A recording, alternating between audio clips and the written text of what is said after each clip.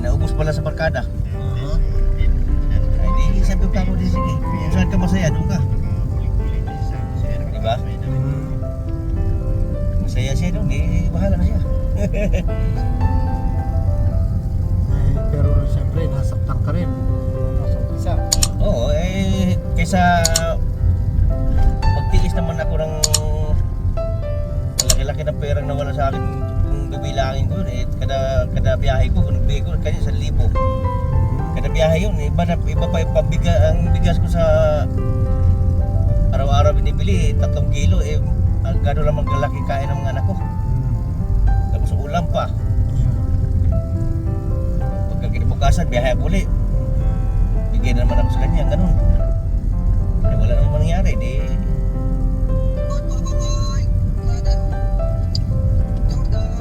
Okay din, ano? Pero may girlfriend ka. Wala. Talaga. May saktan yung mga anak ko, maliit pa yung mga anak ko. Husay din, no? Sana all, ano? Sana lahat ng tao katulad mo, no? Inano ko mga anak ko, away. Matikas ka pa naman, no? No? Kala mo si General Bato, no? Anong tawag sa kanya? General o senator na lang? Dati, kahit ngayon, tawag ko dyan sa kanya, insan lang eh. Boss, nire-record ka kasi ang ganda ng ganda lalaki mo, yun. Sana pag nawalan ako ng buhok, katulad mo rin ako, no? Ang galing na ang galing, eh.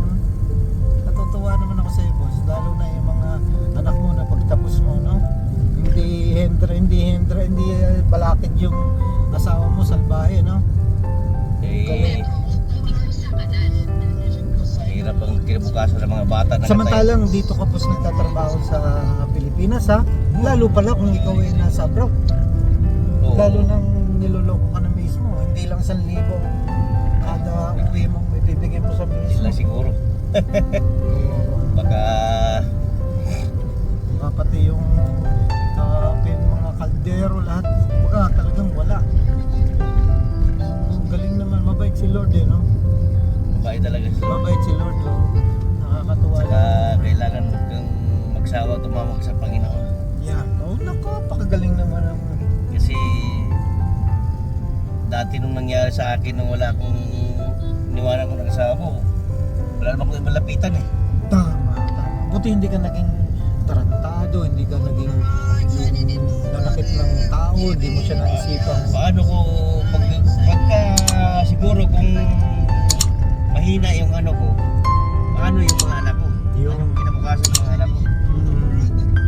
Matatangkad ba yung mga anak mo? Ay, hindi naman gano'n matangkad. Gano'n ang height ko, gano'n din naman mga bata, ano lang sila. Mabait din, maganda yung ano nila. Ayos. Ang galing, no? Ang galing na story mo. Ano nga pangalan mo? Hindi. Si Hindi Eddie. papalati.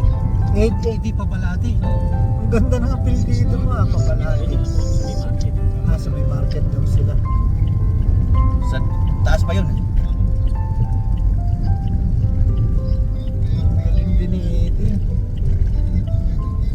Ay. Kasi yun ang makatulong sa atin. Yeah, hindi ka naman nakarating kay Tulpo, no? Hindi. Talagang, Kailangan ko bang ano, bahala ng Panginoon sa akin. ang ganda, ang ganda. Saka ano, yung meron kang ngiti sa buhay para naayos, ha? Diba, hindi mabigat yung ano. Ayos. Kapag nangyari sa'yo yun, Paano ito ba, Ivan? Paano babayaran to? Cash? Cash. Paano saan lumalabas ang cash? dito may cash din. Kita eh.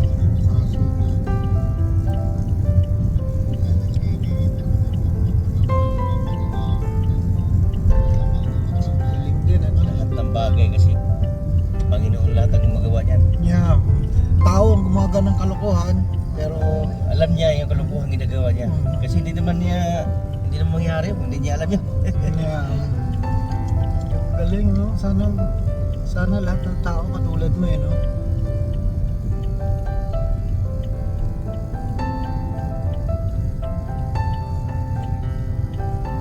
Ang anak mo may asawa na. Ilan na lang Isa pa lang. Isa pa lang may asawa. Isa pa lang. Mas nakakatulong siya. Ito lang. Tabil natin. Dahil may gamit sila. Kaya baka may ibang driver ako doon. Sabi ko, iwanan nyo na talaga ako lahat dito ah.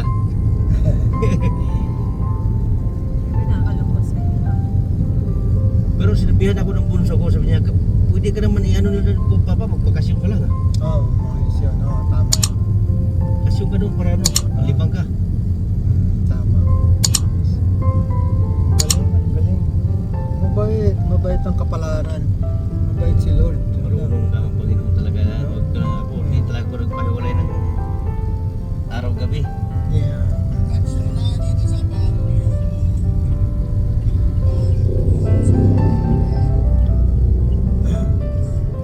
Kasi dito talaga sa Pilipinas kahit magsikap ka parang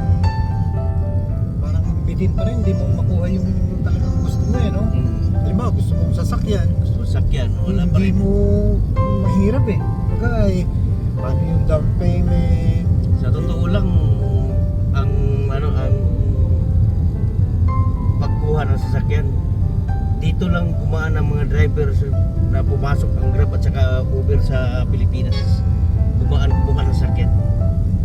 Bakit? Kasi kung wala lang Grab at saka Uber, maraming walang sasakyan sa Pilipinas. Kasi kami mga taxi driver lang kami dati, pero tignan mo ang ibang kasamahan namin, tatlo na unit. Okay. Sipag lang kailangan ng pagdating nilang ng dalawang kumpanya na yan. Kaya lang nawala yung Uber. Ang Uber talaga madali magbigay ng unit yun. So dati may Uber dito sa Pilipinas. Meron. Una ang Uber dito. At hindi kaya naging successful. May problema yata sa LTO at saka sa parang saka si Uber ayaw niya yung maraming salita. Maraming marinig siya ayaw niya.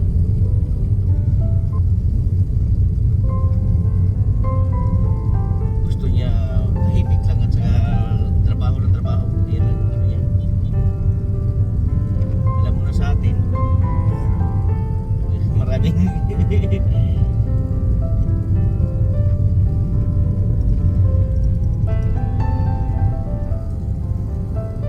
Pero itong mga motorsiklo na to, yan sila dyan. Tignan mo yan sila.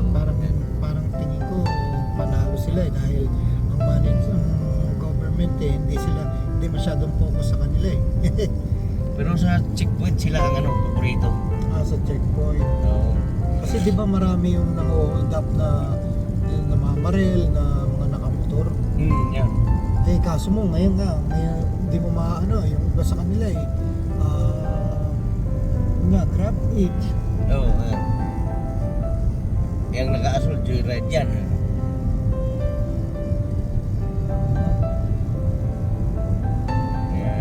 Joyride ng iba dyan. Yan, mupit yan.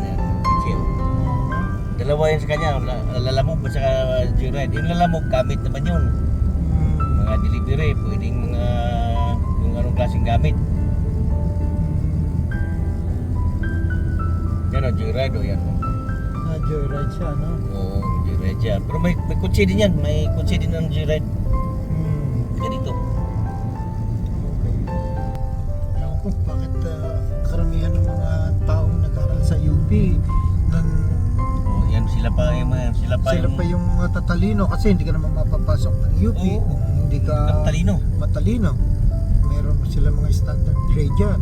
So ibig sabihin, yung ideolohiya ng NPA kontra sa government ay nakikitaan talaga nila na may butas talaga ang government batas. Kaya sila ay sumasama dyan. Kaya nga medyo gumanda yung panahon kay Duterte, medyo maganda talaga kasi pati mga NPA nagsisusuko di ba? Dami sumuko nun. Ngayon ba sumusuko pa rin? Lalong Parang naging tigre. NPA. Oo. Di ba sa Masbate, may pinatay nila, may inambush na doon. Tapos sa Bohol, di ba? Tapos sa Negros, yung gira na pilang araw yun. Mhm. Kaya ang naging tigre tuloy ang NPA ha? At hindi lang NPA ang nag-react, kundi pati itong mga drug lord at drug addict sa buhay sila. Parang yung parang nakinikita ko parang pumapalakpak yung mga parang sabay rin ng parang sabay rin ng taong bayan pag pag-react. Kasi nga nakita rin ng taong bayan na hindi rin maganda.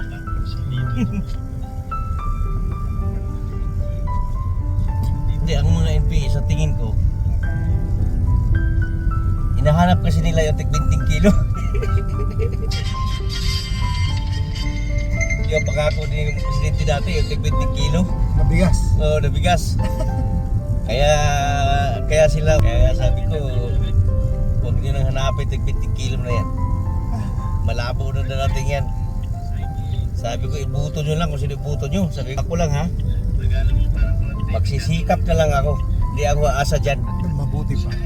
Kaya nga mga tao mga nag-abroad, kaya sila nag-abroad dahil hindi makakuha ng hanap buhay na Yun.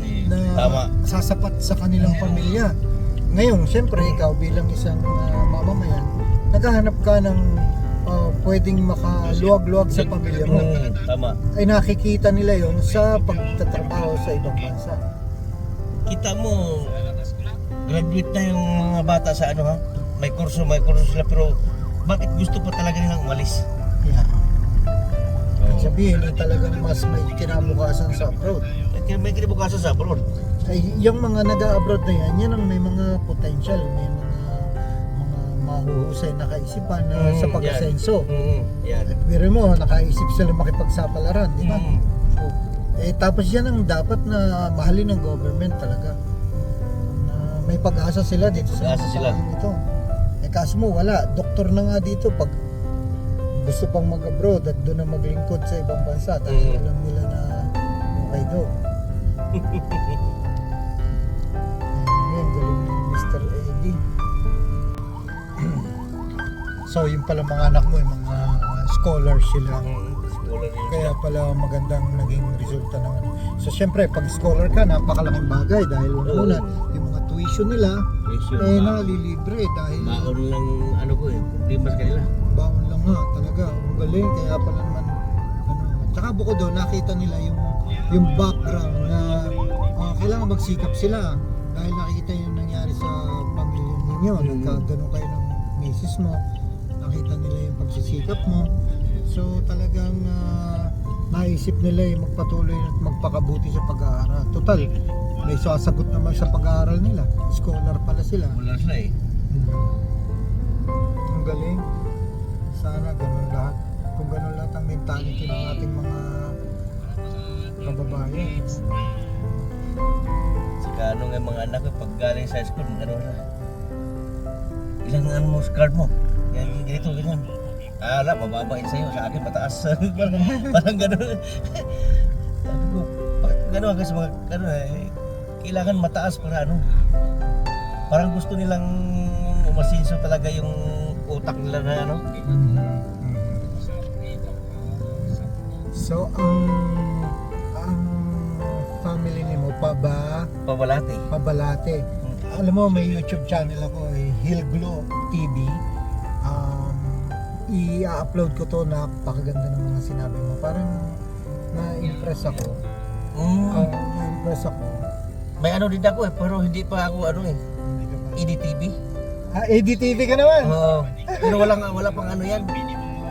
Hindi pa siya yung monetize. Oo, hindi pa. Hindi pa. Ako rin hindi naman ako monetize. Ang ano lang sa akin, yung mga travel ko sa iba-ibang mga bansa, at saka yung mga gusto kong ano, natutuwa akong mag-edit. Ilan lang ang subscriber ko pero hindi ko naman inaasahan yun. Ang inaano ko lang yung mga magagandang moments. Oo, mga moment. Ganun din ako. Kaya bihira lang mag-ano. Kasi mga magaganda yung tulad magkuha ng mga card ng anak ko, yung mga card, may kita nila. Taas ang ano ng anak mo Oo, di ba? Si Eddie Pabalate. Ang sa ano ko, EDTV. EDTV. Ako naman, Hillglow. Kasi Hilglo. Larry ang nickname ko, pero ang tunay kong pangalan, Hilario. Hilario. Ay, yung pangalan naman ng miss ko, Gloria. So ginawa ko Hilglo Space then TV. Oo, meron akong mga video doon kung saan ako Hilglo. Hilglo. Parang Hilario at saka Glo. Hilglo-TV. Ikaw tanda ko, TV. So, galing Sa akin. Talagang maganda yung ano mo. So, exclusive ilalagay ko ito doon. At ang galing.